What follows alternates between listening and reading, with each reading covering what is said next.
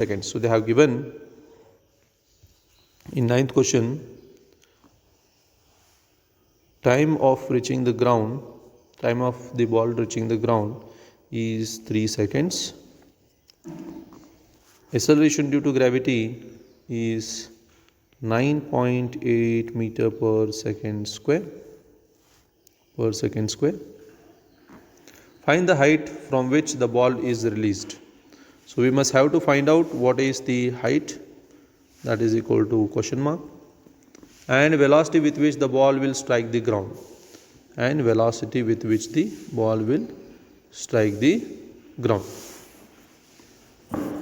Solution. Time is given, acceleration due to gravity is given, and we must have to find height. So you must have to write the equation which consists of height, that is displacement, s, time, and acceleration due to gravity. So we have an equation, s is equal to ut plus half at square. Now in this equation we have time t, acceleration due to gravity also we have, but we don't have u here. But the ball is initially at rest, it is dropped from certain height. So initial velocity here is u is equal to 0.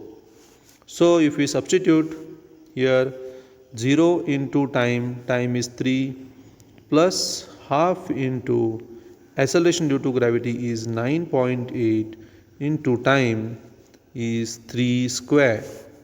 So 0 into 3 is 0.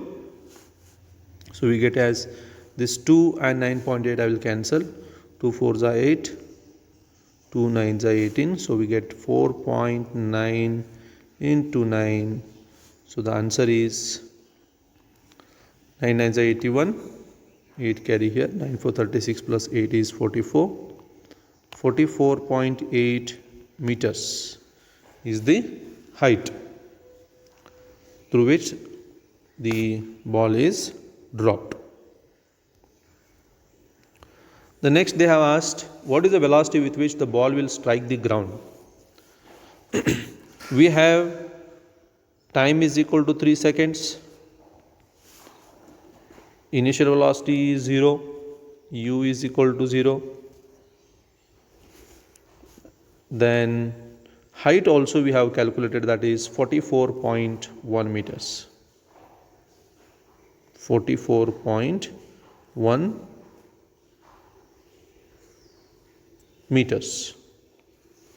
44.1 meters. Therefore, we must have to find the velocity with which it will strike the ground. We have t, we have u, we have distance. Also, we have acceleration due to gravity, that is 9.8 meter per second square. So we have t, u, and g.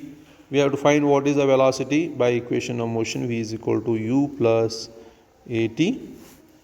So v is equal to 0 plus acceleration due to gravity is 9.8 into time is 3.